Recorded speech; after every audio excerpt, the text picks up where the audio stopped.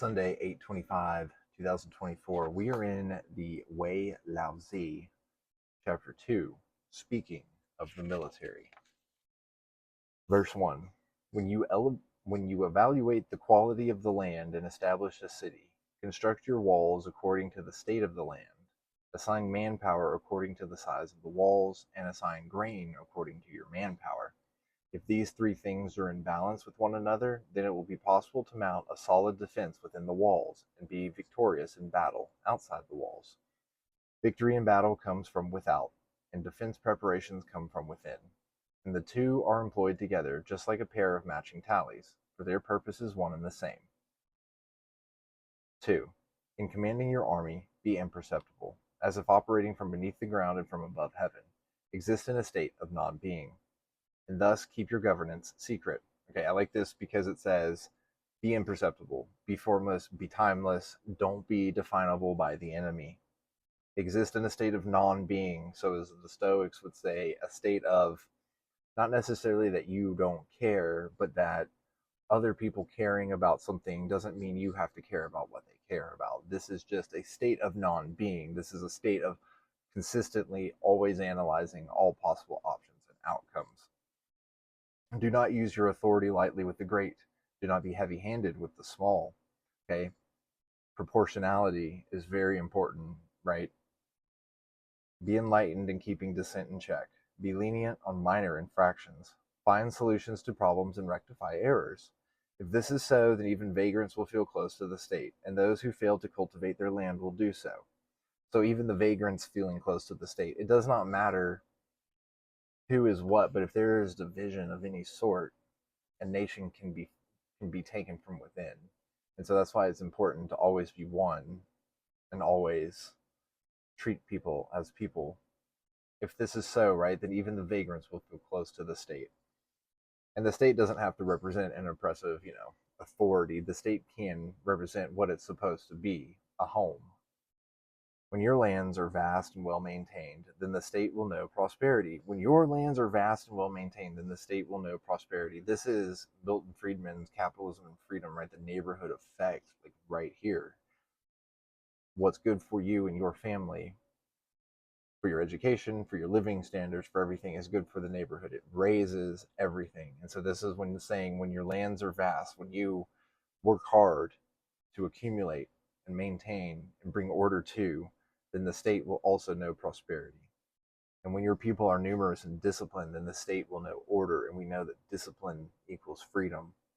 Those who are prosperous and ordered keep the realm in check through their authority, with neither stirrings from the people nor violence from the army. So they do it out of discipline. They don't need somebody to tell them what to do. Thus we call this a military victory within the court.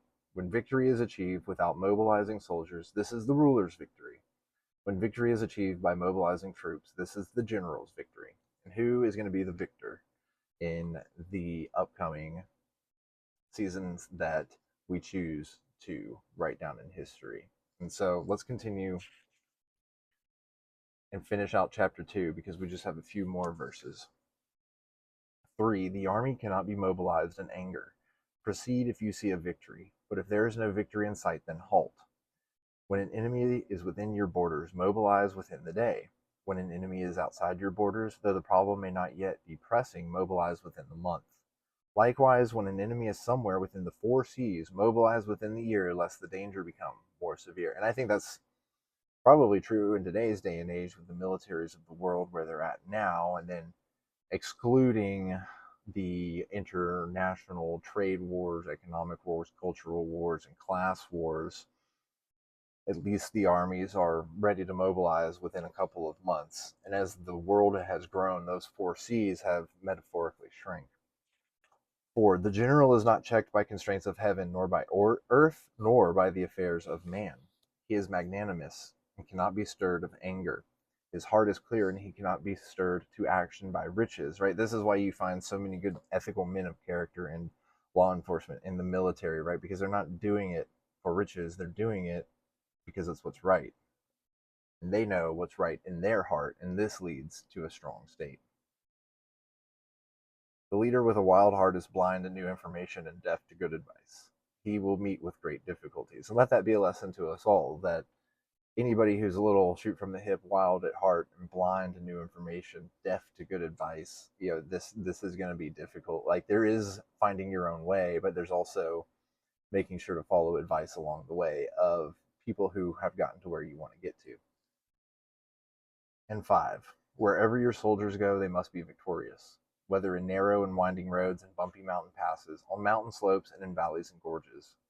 They must be victorious both when they have encircled an enemy and when they themselves are surrounded.